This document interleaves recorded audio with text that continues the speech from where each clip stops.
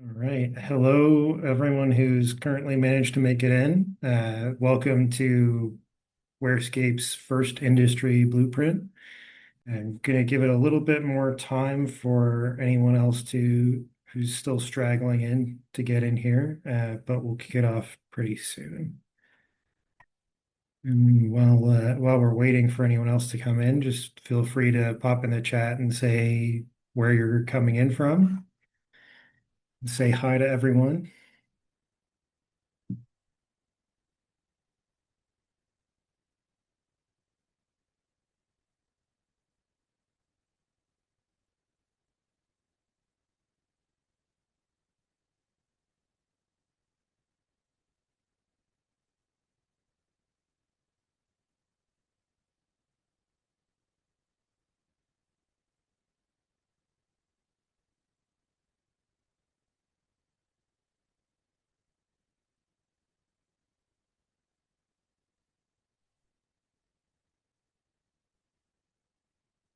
Very nice to see you, Maureen.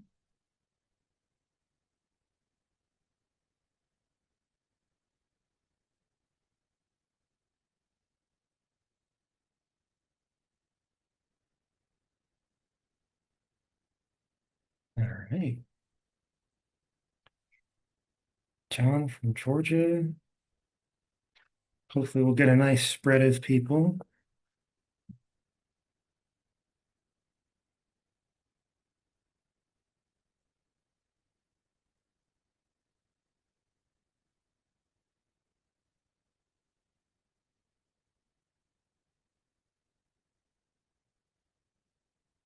Oh, Czech Republic as well. I don't know what time it is over there, but it can't be a super comfortable time, I would imagine. Ooh, well, I appreciate you making it to the industry blueprint. Hopefully we can help you take something good away from this. All right. I think we'll get started now. We've got several people in the chat. If anyone else struggles in, they can always catch the beginning. We've got a webcast going online, and this will be recorded. So before I dive in, I'm just going to give a brief overview how this is going to go. I'm going to do a presentation, go over these slides for a while. And then once I reach the end of the presentation, I'm going to do a demo and kind of just show off technical aspects of WhereScape's tools. And then we're going to have a little bit of time at the end for Q&A. So if you have any questions, I believe there's a Q&A option on Zoom, so you can ask your questions in the Q&A, or you can put them in the webinar chat as well. Uh, I'll be looking between both of those so that I can try to capture any questions that pop up no matter where they're asked. All right, and without further ado, I'm going to introduce myself. I'm Alex Perry. I'm a solutions architect with WhereScape. I've been working with data and WhereScape itself in a couple different capacities for the last 4 or 5 years now. I was previously at General Dynamics Mission Systems and with Infovia, both of who use WhereScape. So I've used it as both a partner and as a customer. So I've got some broad experience there. I recently attended HEDW, and I know some of you were there. I think specifically I remember meeting Maureen. My apologies if I don't remember anyone else who was there. There were, a couple hundred attendees, I believe, and not everyone stopped by the booth. But, I got a good, ear out to what people were kind of talking about when they came by to talk to us. So hopefully some of this will sound really familiar to all of you. And so I've spent, the last couple of years, I've been building data warehouses for a variety of different industries. And we're going to be focusing on how you can build, the blueprint for how you can build a reliable, trusted source of data for all of your needs. So the topics that we're going to cover in that vein, the changing trends in higher education, because it's always changing and perhaps now more than ever. The complexity that you experience having to go across all those multiple fragmented source systems that maybe all talk about something the same, but in different ways. You have to talk about students in, half a dozen different ways, depending on who that student is. Also, how you can properly structure your data warehouse, because there are a lot of challenges that higher ed teams have that are kind of unique to the higher ed industry, and how you can meet those challenges head on. Also, give a look at what governed data would look like, because obviously it's really important even before you're trying to feed it to an AI, the old adage, garbage in, garbage out holds true with or without AI. So having quality, clean data that you can trust is a solid foundation no matter what you're using it for. And then, of course, we're going to do the demo and you'll kind of get a look at what that can look like. So, there are a lot of challenges facing higher ed. Some of them institutional, some external pressures, things like student analytics. You know, not only do you need to figure out how many students you have, how many credits that they're taking, figuring out the financial aspects of that. Sometimes it's even student success. How do we catch students that are starting to fall through the cracks before they really do so that we can make a change? And turn their school career around before they even know that something's really wrong. So deeper analytics, faster analytics, not just how did it go last year? Oh, what can we do in the future that's different? But how is it going right now? How do we think that's going to change throughout the year? And how can we change it right now? How can we make impacts right away? And of course, AI is a hot topic as always, especially with leaner data teams. The siren song of AI is out there. Make it faster, use AI, have it do a lot of work for you, just that you can move, move, move. But like I said before, everything, especially with AI, you want a nice, strong foundation.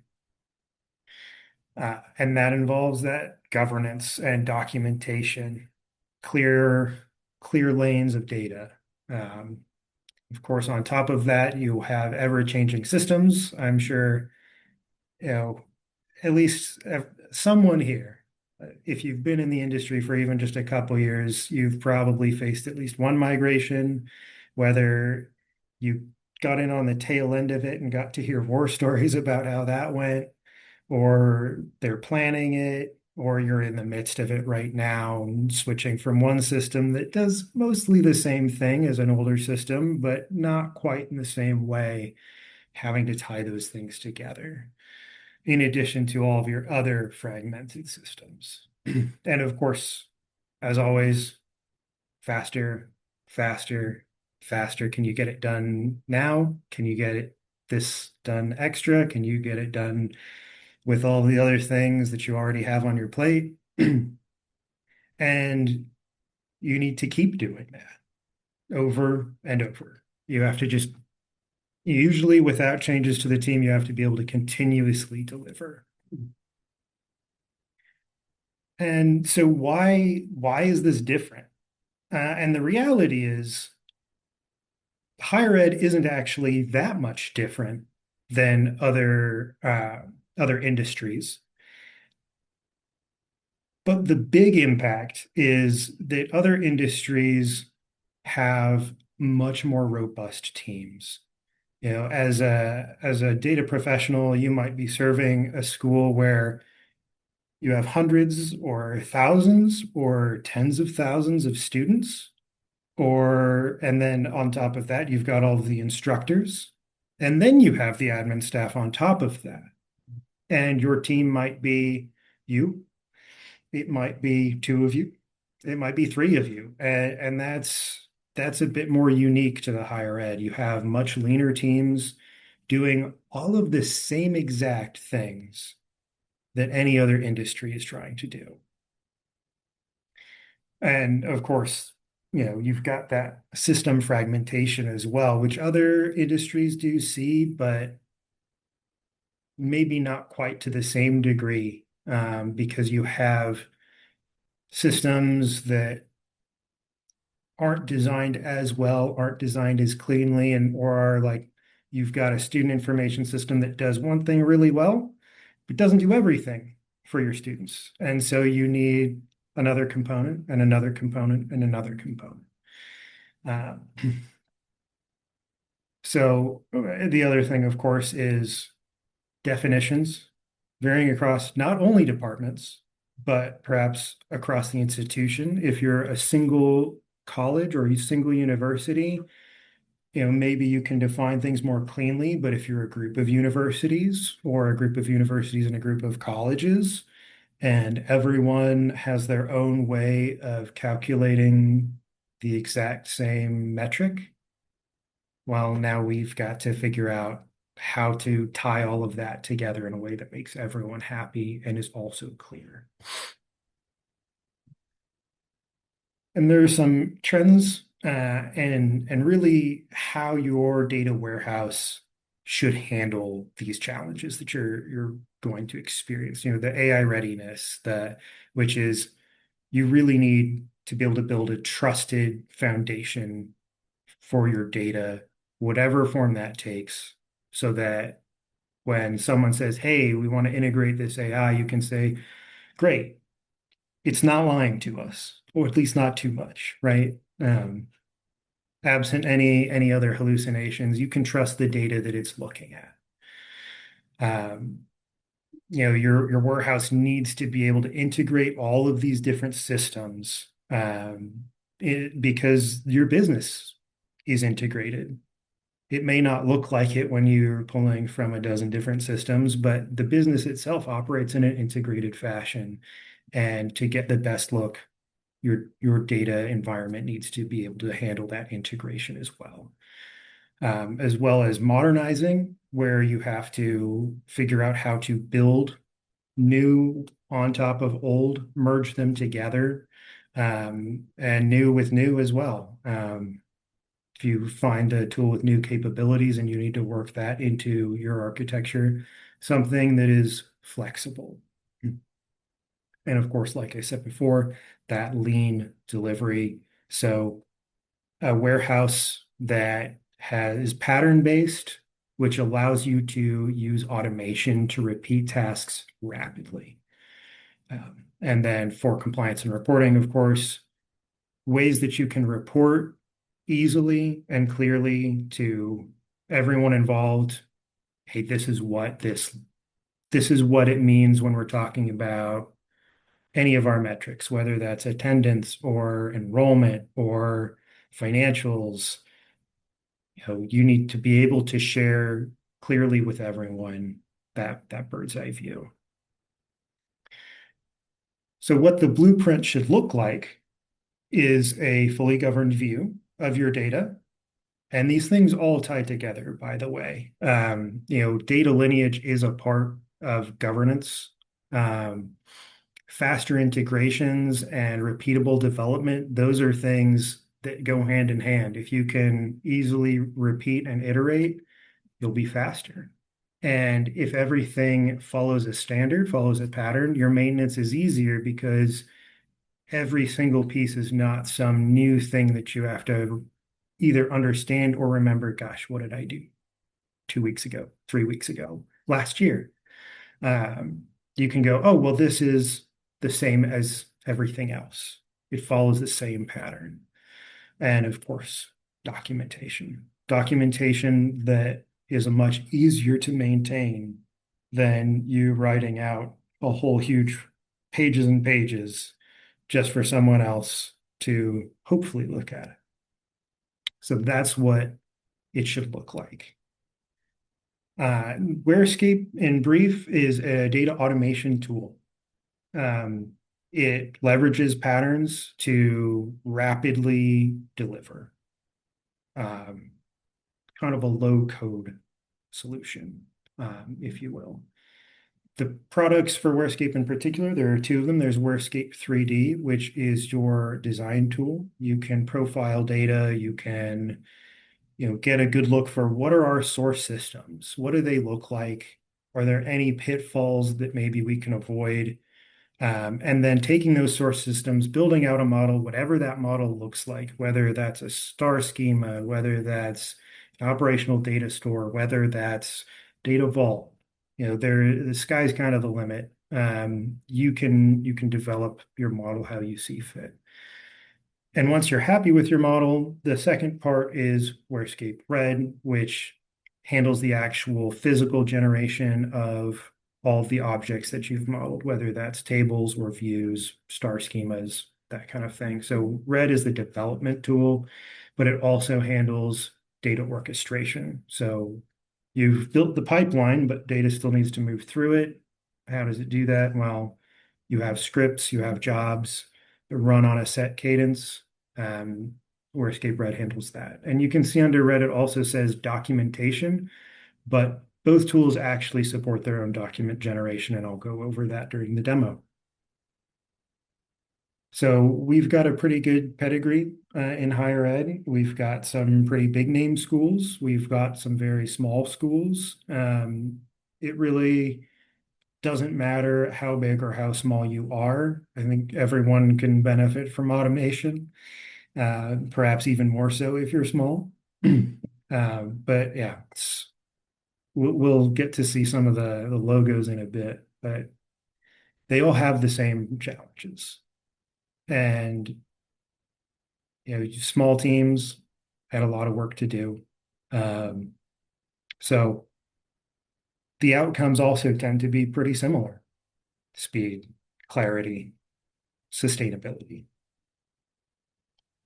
And just here's a brief look. We've got some really, really big names on there, or at least ones that are recognizable for me as an American: Cornell, Oxford, Ohio State. But it's not by any means limited. We've got community colleges on there.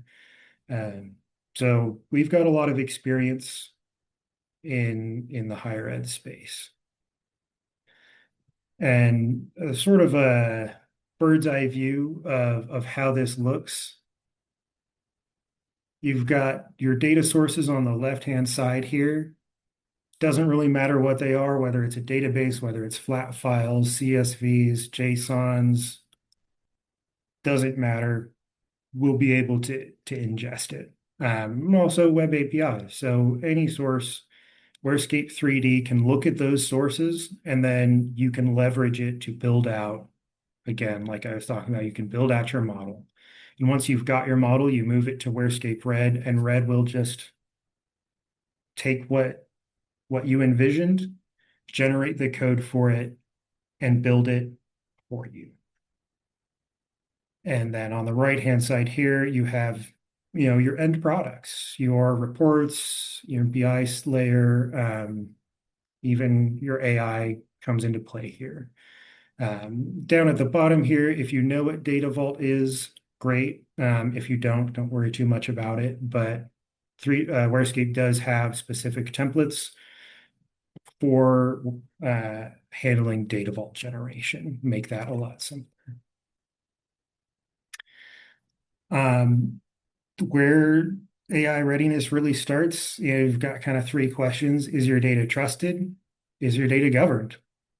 If you can say yes to both of those, you're probably ready for AI. There's might be some security concerns in there as well. But from a data perspective, can you trust your data? Can everyone else trust your data? Can you prove to them that they should? Then you're probably ready. And just briefly before we get into the demo, the kinds of things that you're going to see, how we can approach a challenge, how automation is going to help us build rapidly, how you can see the lineage, and you don't have to think too hard about, I mean, obviously you have to know what it is you're building, but you don't have to make guesses. You can do the investigation right from within the tool, and you can move very rapidly. What I want you to watch out for in the demo, places where your own effort, in your own work, your daily life, where do you see something that would reduce your effort? Notice the documents in the lineage that I'm going to point out and the patterns that can be reused. But also look out for, like, how do you think, would this fit your team? Would this help? Um, will this help you with your AI challenges, and any other challenges that you're facing? Just, kind of take a critical eye at it and see, would automation help me here? Probably yes. And so also think about your biggest data architecture pressure. There's so many. I'm sure a lot of these look familiar. How do you integrate things? How do you reduce manual ETL? How do you get stuff out of spreadsheets and into a pipeline? How do you build trust with the people that you're building this data for? So just keep those things in mind as we go through this, and hopefully you'll see that maybe there's a solution here for you. All right, and now get on to the demo.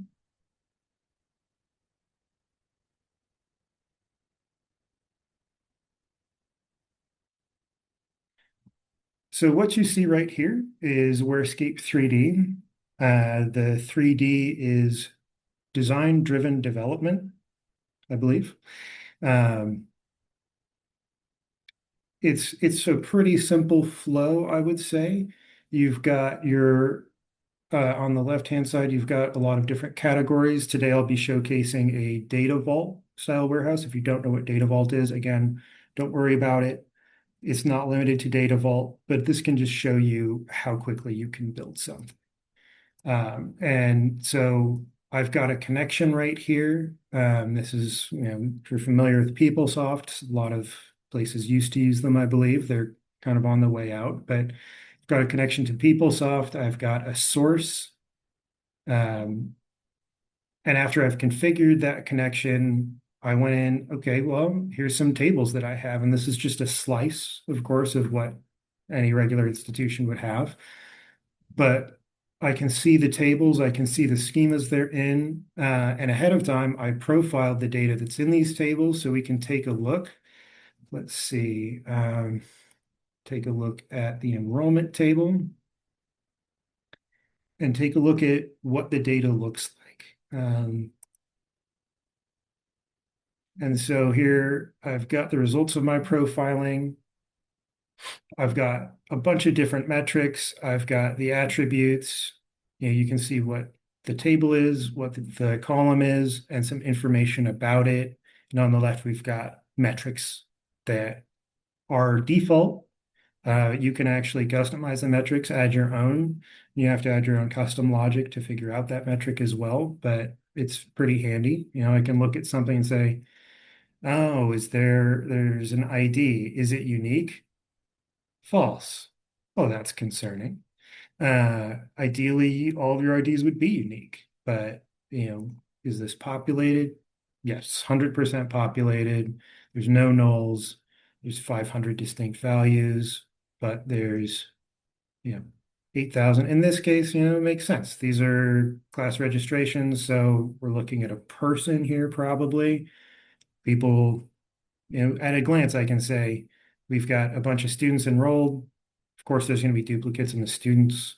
There's going to be duplicates in a lot of areas, as long as, the individual rows are unique. So I can do this for the entire system. And it can tell me, I can use it to determine that, hey, there might be issues with the source data before I've even started doing anything. And then we move on. I want to build a data vault around enrollments. Just going to blow this out here. We've got students, we've got terms, we've got an institution, got individual classes. academic careers, and we've got the actual registrations. And how I built this is I dragged and dropped. I came over to my source and I said, I want this table. And it pulls it in down at the bottom here. And if there are relationships that already exist, it'll bring over those relationships as well. And then if I want to tell 3D, hey, I want this table to do certain things. In the case of Data Vault, I want this to be a particular type of table. I set the attributes. I can flag it to say, oh, I want this to be a hub, or in the case of if you were building a star schema, you could say, well, I want to build a star schema out of this table. I want these columns to go be the fact, and I want these columns to be part of the dimension. And it's you're at the conceptual level right here, right? So I've renamed, I've named the tables, the objects, what I want them to be, down the line. And then I click a button. It's really easy to say, okay, we'll generate data vault. I've already actually generated the data vault, so we'll go down and take a look at the data vault next. And this all took me minutes, right? We want to ingest from a source system. I want to ingest these tables. I want those tables to look like this. If you already know what you want, it's very fast. I'm going to take a look at the actual data vault itself. And again, don't worry too much about the format, but out of registration, you can see I've got a table that's for the unique registrations, and here's information about all those registrations. So it's splitting them up. I've got a table for unique classes. It's the unique distinct list of classes and information about those classes, historic information about those classes. And all I had to do was say, generate this for me. And I'll actually, let me go to load and stage.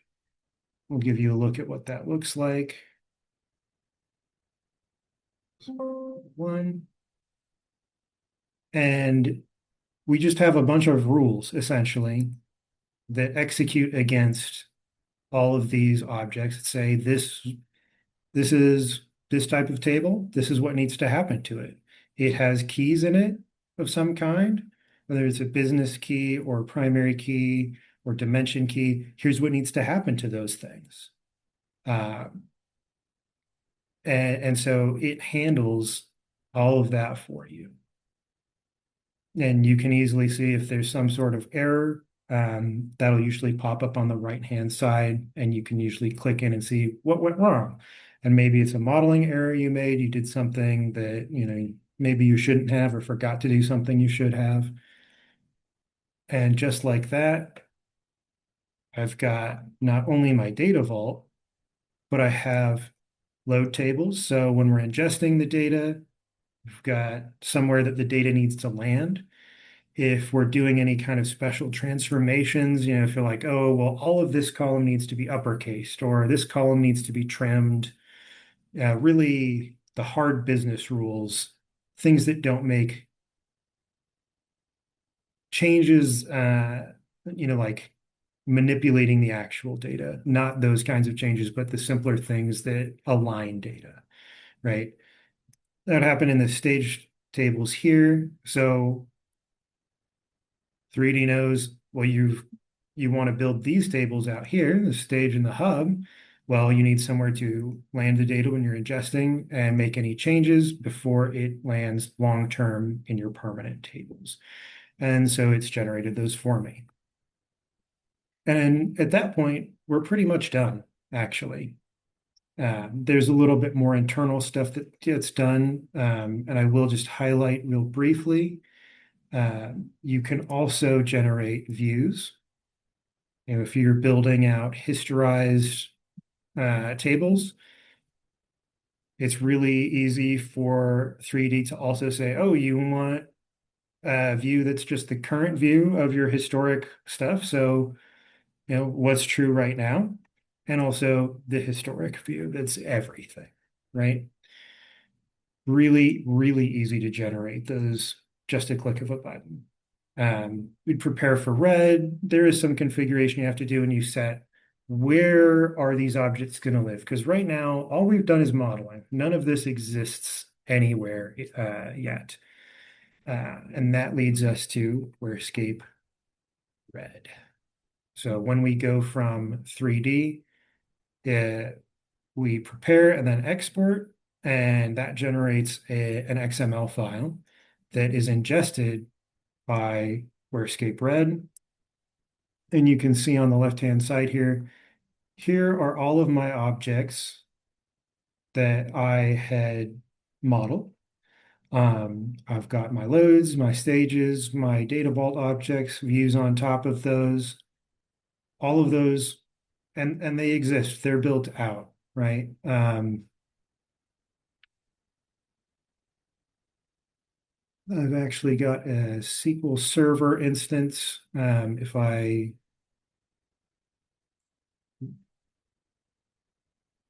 just a moment, pardon me.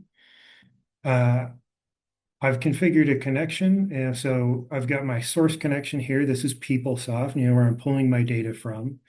And then I've got my data vault connection, and I can browse that connection and see I've got my landing zone, and these are the actual tables. I've got my stages. I've got my raw data vault, and then I've got my business objects. That's looking at my SQL Server database. I can go into these connections here and see, I'm connecting to SQL Server via ODBC. I've got an ODBC connection configured that I'm using. I've got some default things set up for when I create new objects. And this is something you would want to configure ahead of time, of course. But I can also say, here's my target settings. Here's, because this is the target. This is where the data is landing, right? This is your data warehouse. I can configure those schemas and say, oh yeah, the database, my data vault database, the schema is LZ for landing zone. I can specify what those are so that WhereScape knows, and you configure this in 3D as well, that WhereScape knows these objects belong here. They belong in this schema, they belong in this database. And you configure that ahead of time, and then WhereScape knows from then on where things need to live. And it just handles that for you. We can actually take a look at, see, we'll take a look at stage registration here. You can see that we've got a procedure that will update stage registration. And when we take a look at that code, we've got some, bookkeeping stuff for WhereScape here. But the actual code, we're going to insert, all of this was generated. I didn't have to write any of this. And you may note when you're looking at some of this, it says table owner here, and table owner is a placeholder that WhereScape uses. And at runtime, it puts the fully qualified database and schema name there that you have configured, right? So it allows you to not think too hard about that aspect, because as long as you've configured it correctly, you don't have to worry about it again. But it generated all of this code. I'm hashing all of these columns, and I didn't have to specify. That was part of me saying, I want this to be descriptive information. If it changes, I need to know. So that's my change hash calculated for me, right? No laborious typing out, just already done. And let's see. Part of the other thing, of course, I think I mentioned before, really big, the governance aspect of things. Actually, we'll get to that in a little bit. I'll finish showing off 3D a little bit. The other thing that you can do, of course, is orchestrate. I've got this job here for my data vault, my small data vault. If we look at the job, if it would pop into the right screen, I can see here's all of the jobs, or here's all of the individual tasks that are happening in this job. Here's the order they happen in. So all of the load tables would go first, then the stage tables, then everything else. It's really easy to say, yeah, build a job off of this project that I have, and it'll just put it all together for you. All you have to worry about is how often does this happen? Does it happen every day at 4 a.m.? How many tasks can happen at once? In the case of this, we don't have that many objects. So I say 8 threads. It'll do all the load tables all at once, and then all the stage tables. But you can customize this monthly, weekly, something more advanced where you've got like 5 days a week, maybe only on weekends. It, really just depends. You can make jobs dependent on one another so that if the first job fails, it'll stop the other jobs from running. If you can't load the data, you might as well not proceed with the rest of the pipeline. And you can also add success and failure commands. Um, and um, the success and failure commands can be actually like actual commands. So you can set it up so that it pushes out an email to people to say, hey, this job failed at this time. Um, it's really handy. The other thing I wanted to go over, if you've built something on top of um, you built something on top of your data warehouse, and someone says, "Hey, well, where did this column come from, or what goes into this object?" One of the really handy things here is lineage, and I've talked about lineage a little bit today, but we can do a track back diagram or a track forward diagram to see where did this come from. And in this case, I can see so this registration view came from the history and the registrations, which came from the stage registrations, which came from the load table, which came from your source. This is a fairly simplistic flow. They can get tremendously more complex. But as long as you handle your metadata well, which is really easy to do, you'll always be able to generate, here's this big, huge diagram. You can follow the lines. And you've even got these icons. So I can look at these icons and say, okay, well, this is a source database. This is a load table because it's got fun, the little, I'm not actually sure what that's supposed to be actually. But you can look at the data vault object. This looks like a satellite. This is supposed to be a link. And these are views. Um, and they're also color coded as well. I'm not sure how well you can see that, but you can see at a kind of a higher level what feeds this object. But you can also go to a lower level. If I look at, say, the history class, let's see, where was it?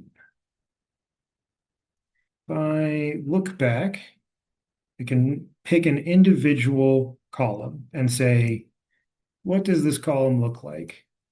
Where does it come from? I can see that it starts out in the source system, goes through the load table, and that I applied a transformation to trim this column in the stage table.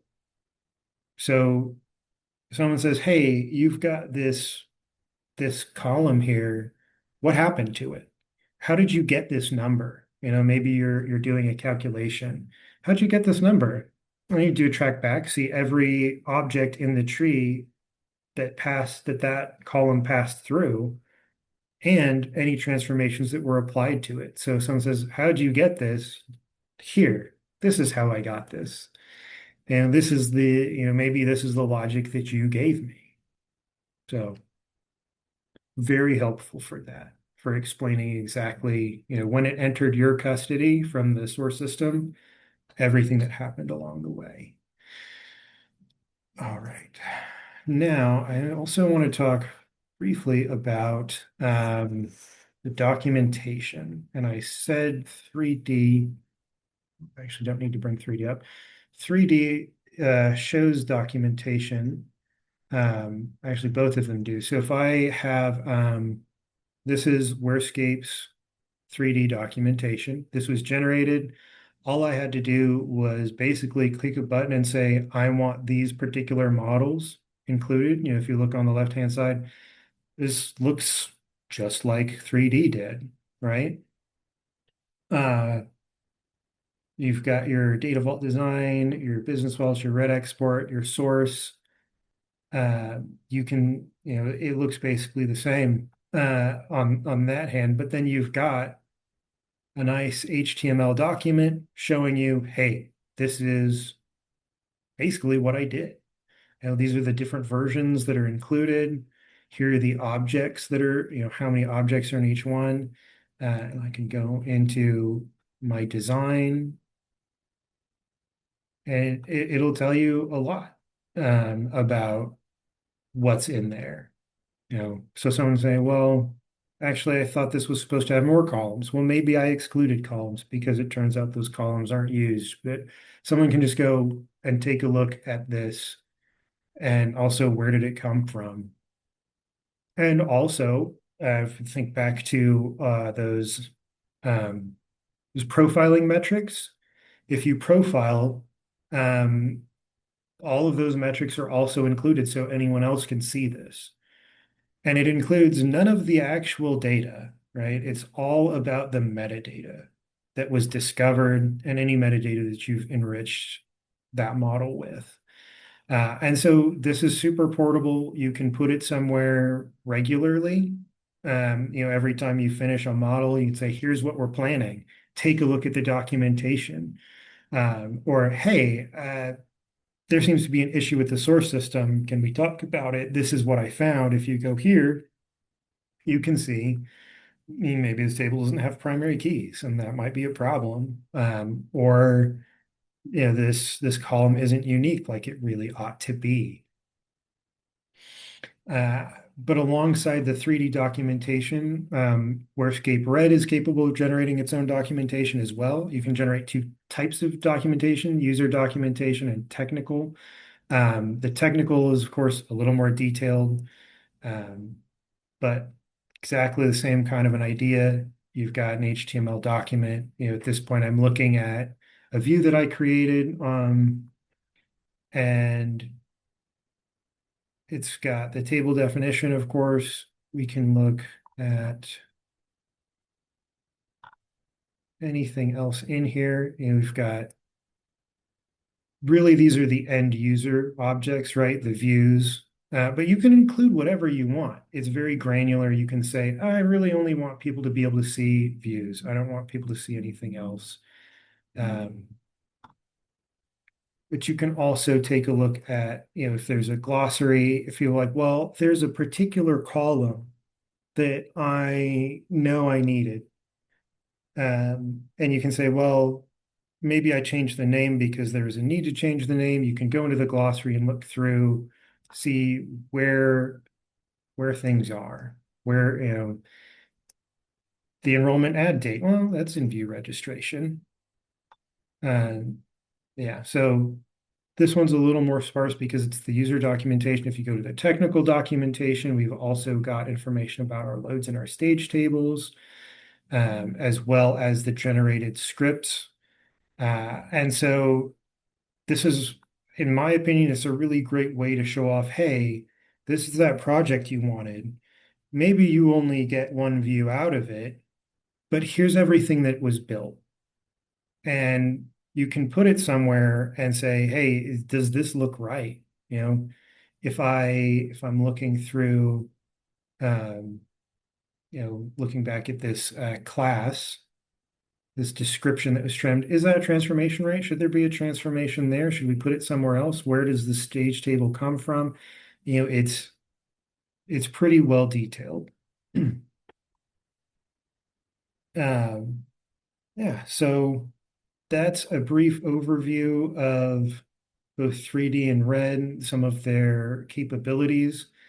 Um, I'll actually go back to red right now because I showed off one of those procedures, but the way that procedure was built, and you can actually see this when you look at any of these objects, you say, look at stage class.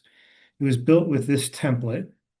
You can go look at that template and see how that template is built. And this is, there's a fair amount of Pebble, which is a templating language. But if you learn a little bit of Pebble, you can write your own templates. Or you can modify these templates if they do something a way that you don't want. And so it's all available to you as well. Um, it's all there. Nothing is hidden from you. So you can leave it as is, or you can make your own customizations that fit your own use cases. And I would say, hopefully you've been able to see how this could speed things up. How automation, just in general, uh, is just a very strong tool. Regardless of which tool you use, automation itself is just very powerful. Um, I think in the military, things like this are referred to as like a force multiplier. One person can do the work of several, which if you're facing budget cuts, they're not approving headcount for next year. You thought you were going to get a new hire and that's not happening anymore. Well, force multiplier.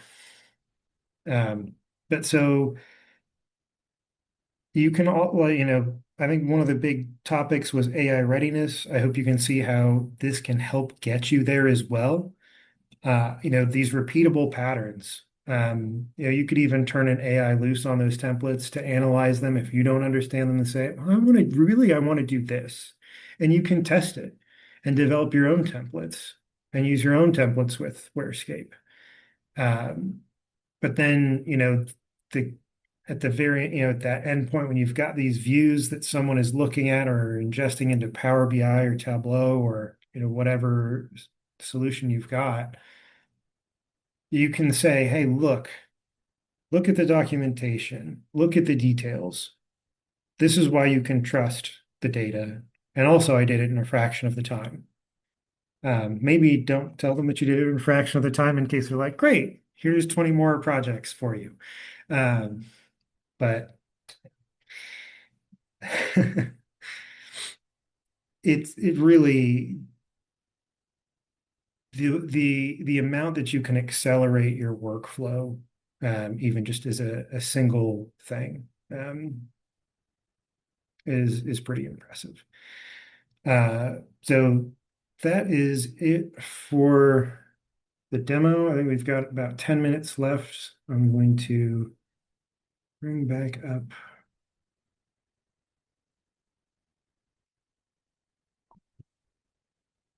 the slides, and open it up for questions as well. We do have, we've reached out to some of the other higher ed institutes, and you can see here that they were willing to say, hey, this is why we like WhereScape. This is how good it is. And also on the website, we have, it's not higher ed, but K through 12 face a lot of the same issues, even if their sizes might not be quite the same and they don't have the same reporting requirements. But we have this customer point of view that's on our website. So feel free to go take a look at that. That's an actual customer of ours, and part of their story. So feel free to go take a look at that. So we do have a couple of questions. How does WhereScape Red ensure governed data? That is a tricky question, partly because governance is such a big thing. I would say in particular, the ability to, it's that lineage is a big part of it, so that you can see exactly where data, where changes were made to a column. Um, whether that's a simple transformation or some kind of aggregation. You can see there's like a maybe chain of custody is a little dramatic, but the data landed here, then it went here, and this is what happened to it. And then it went here, and this is what happened to it. And then, there's no guessing. You can see exactly this is what happened. Um, and on top of that, being able to generate the documentation so that you can show it to others, they don't necessarily have to be technical, but showing that documentation to others and saying, hey, this is, we talked about this. This is the calculation that needed to happen for finance, or maybe you've got a really complicated case of, well, we need to count credits from students on census date, but not students who were enrolled abroad.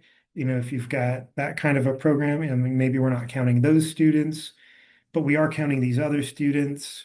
And we're not counting, of course, people are auditing the class because they're not getting credits. Here's the calculations that happen for that.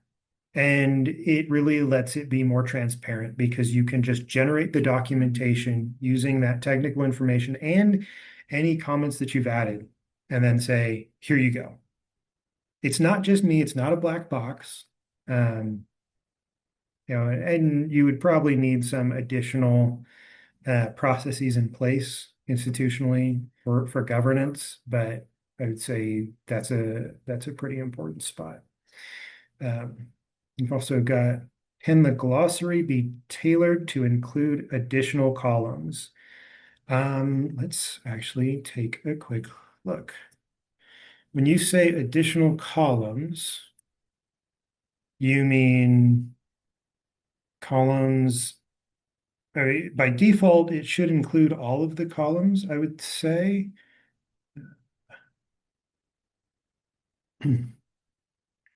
Um, for any object, it would specifically include you can add additional columns in WhereScape, and those will be included in the glossary specifically. So the glossary will also include comments. At this time, uh, so if you have a definition, uh, WhereScape can't guess that definition, but if you have comments on a table or on those columns in a source system, because you do control that source system, or it's just a really, really nice source system and they have comments on it so that you're not just guessing, WhereScape can pick those comments up, and you can see on the glossary to the side here, comments. So you can add things. In this case, these DSS rows are added by WhereScape. And so WhereScape automatically has like, well, the DSS record source is the record source. Pretty straightforward. But the DSS load date, the date and time the row was loaded, right? You can add your own. And if that's a lot of work, you might actually maybe be able to have AI take a look at the metadata and take a stab at adding comments for you. Like, hey, this is actually a good one. I'm not as familiar with PeopleSoft as I could be, but the class maybe permission number, maybe, maybe not, probably. I feel like that fits, but you could ask for, hey, what do you know about these columns? What's the actual definition of these columns? So you can add your own, or, that can be enriched in another way as well. To add columns that would typically be included in a data definition. I'm not actually sure what you mean by add columns that would be included in a data definition. You mean like the description of I assume you mean like the description of an actual column. But yeah, you can, a lot of stuff is customizable. I unfortunately am not sure how customizable the documentation is, but it should be possible because so much is possible to customize. All right. And let's see, go back to if there are no more questions, yeah, please feel free to sign up for any other webinars that you think would be helpful. If you would like a demo, please also reach out. We'd love to give you a free demo, talk about your particular use cases, or even talk about what some of our other clients have managed to accomplish in more detail. We also have partners who've worked with higher ed institutions who have a lot of experience tackling exactly these kinds of problems. Um, so thank you so much for joining us. I hope you got something useful out of it. And like it says here, please feel free to sign up for a product demonstration. Even if you're in the Czech Republic, it doesn't matter where in the world you are, we can schedule a demo at a time that works for you. Thank you so much for coming.